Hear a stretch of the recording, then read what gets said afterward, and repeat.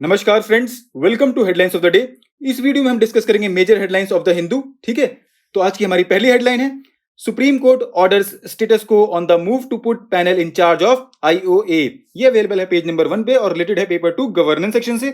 इस आर्टिकल में हमारे लिए क्या इंपॉर्टेंट है जानना, we have to know about Indian Olympic Association, objectives क्या हैं, इसके फंक्शंस क्या हैं और रिसेंट सुप्रीम कोर्ट ऑब्जर्वेशंस क्या हैं। ठीक है, तो अगर हम इंडियन ओलंपिक एसोसिएशन की बात करें तो ये गवर्निंग बॉडी है किसके लिए, Olympic movement and Commonwealth games in India. ये एस्टेब्लिश कब हुआ था, it was established in 1927 and it is registered as non-profit organization under the Societies Registration Act of 1860, right?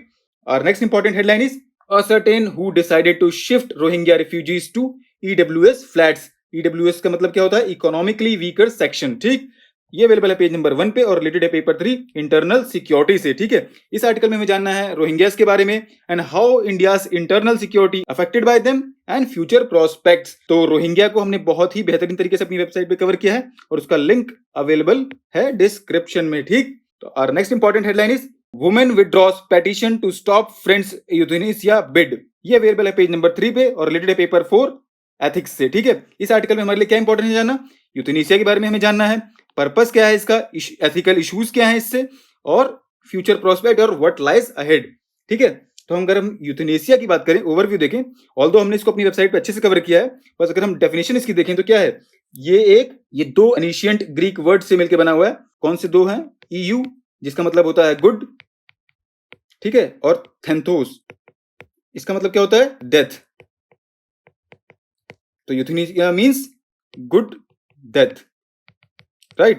If you want to know more about it, link is available in the description. ठीक, our next important headline is why parties are going all out to woo Lingayats ahead of 2023 polls. ये available है page number 6 पे और related है paper 1 history section से। इस article में हमें जानना है लिंगायत्स के बारे में और देयर पॉलिटिकल सिग्निफिकेंस। तो लिंगायत्स की अगर हम बात करें तो it denotes a person who wears personal linga. Personal linga जो कि एक iconic form of god Shiva है। ठीक, और ये ट्रेडिशन ऑफ लिंगायतिज्म जो है, it is known to have been founded by social reformer and philosopher Basavana in 12th century. If you want to know more about it, अगर आपको और जाना है लिंगायत के बारे में और बसावना के बारे में तो उसका लिंक अवेलेबल करा दिया गया है डिस्क्रिप्शन में। ठीक है, और next important headline is hard truths about India's labour reforms. ये अवेलेबल है पेज नंबर 10 पे और रिलेटेड है पेपर 3 इकोनॉमी सेक्शन से। In this article, we have to know what is India's gravest socio-economic problem, various labor reforms, their impacts, and what more needs to be done in this context. ठीक है, अगर हम India के gravest socio economic problem की बात करें तो वो कौन सी है, difficulty a vast majority of citizens have earning good livelihoods. ठीक है, और problem is not just employment, it is the poor quality of employment, insufficient uncertain income, poor working conditions wherever they are employed। और कहाँ employed होते हैं वो, factories, farms, service establishment और Holmes. जो लेबर रिफॉर्म्स थे they have very little effect on the increasing employment in large enterprises. तो आगे क्या किया जा सकता है, जैसे कि वी कैन सी, तो फंडामेंटल जो reforms are required in the theory of economic growth and more GDP does not automatically produce more income at the bottom. Therefore the paradigm driving employment and labor policies must also change to enable the generation of better quality livelihood for Indian citizens now and in the future, right? आज की हमारी अगली important headline है should there be limits on freebies। ये available है page number 11 पे और related है paper 2 polity and governance section से। इस आर्टिकल में हमें जानना है फ्रीबीज के बारे में, is India spending too much on welfare और freebies, issues and concerns related to them, supreme court observations and way forward. तो रिसेंटली क्या हुआ है कि कोर्ट ने नोट किया है कि legislation banning freebies is not advisable, but at the same time supreme court called for a balance between welfare measures and loss to public exchequer.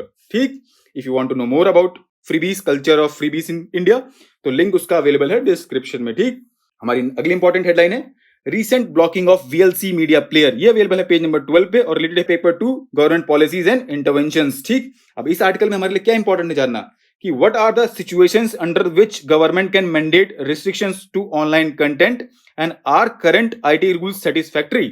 अगर हम रूल्स देखें तो detailed procedure for blocking content जो है कहां provide किया गया है, आईटी रूल्स 2009 में, that have been formulated under 69A of the IT Act 2000। ठीक है, और यहाँ पे एक इंपॉर्टेंट पॉइंट नोट करने वाला है कि only central government can exercise this power of directing intermediaries to block online content directly, not the state governments. तो इश्यूज क्या हैं इस लेजिस्लेशन से रिलेटेड? तो ट्रांसपेरेंसी रिलेटेड इश्यूज सामने आए हैं और एक lack of opportunity to submit clarifications by the creator host violates the principle of natural justice. और एक और इशू आया कि इफेक्टिवनेस ऑफ रिव्यू मैकेनिज्म। ठीक है, चलिए आज की हमारी अगली इंपॉर्टेंट हेडलाइन है bustard adapt to produce 2 egg clutch. Available है पेज नंबर 16 पे और रिलेटेड है पेपर 3 एनवायरमेंट सेक्शन से। अब इस आर्टिकल में हमारे लिए क्या इंपॉर्टेंट हो जाता है जानना? We have to know about great Indian bustard. ठीक है, तो अगर हम ग्रेट इंडियन बस्टर्ड की बात करें तो it is one of the heaviest flying birds endemic to Indian subcontinent. ठीक है, और ये एक स्टेट बर्ड है, कहाँ का? राजस्थान का ये स्टेट बर्ड है। ठीक है, और IUCN की स्टेटस बात करें तो it is listed as critically endangered, right? I repeat again, critically endangered, right? Our next important headline is BRI projects are slow but lending rises। Available है पेज नंबर 17 पे और related to paper 2 international relations. इस article में हमें जानना है belt and road initiative के बारे में, स्टेटस क्या है इसका अभी और फ्यूचर प्रोस्पेक्ट्स क्या है। तो अभी क्या हुआ है कि इट हैज बीन नोटिस्ड कि China's investment in the infrastructure projects under BRI have declined while its short and medium term assistance to partner countries is increasing। ठीक, if you want to know more about BRI इसका link available है description में। ठीक, और next important headline is elevated inflation needs apt policy reply. ये available है page number 18 पे और रिलेटेड पेपर 3 इकोनॉमी सेक्शन से। इस आर्टिकल में हमें जानना है recent trend in inflation, repercussions and ways to handle it. तो इन्फ्लेशन के बारे में बहुत ही डेप्थ में हमने इन्फ्लेशन को अपनी वेबसाइट पे कवर किया है और लिंक अवेलेबल करा दिया गया है डिस्क्रिप्शन में। ठीक, और next and last important headline is big bank privatization of banks can be harmful. ये अवेलेबल है पेज नंबर 18 पे और रिलेटेड पेपर 3 इकोनॉमी सेक्शन से। इस आर्टिकल में हमें जानना है rationale behind the privatisation of banks, what has been the government and RBI stand on privatisation, benefits क्या हैं, इश्यूज क्या हैं and conclusion and way forward. तो रिसेंटली अभी क्या हुआ है कि जो RBI का रिसेंट बुलेटिन है इसने वार्न किया है कि big bank privatization of public sector banks can do more harm than good. ठीक, तो आज के लिए इतना ही। Thanks for watching, have a wonderful day ahead.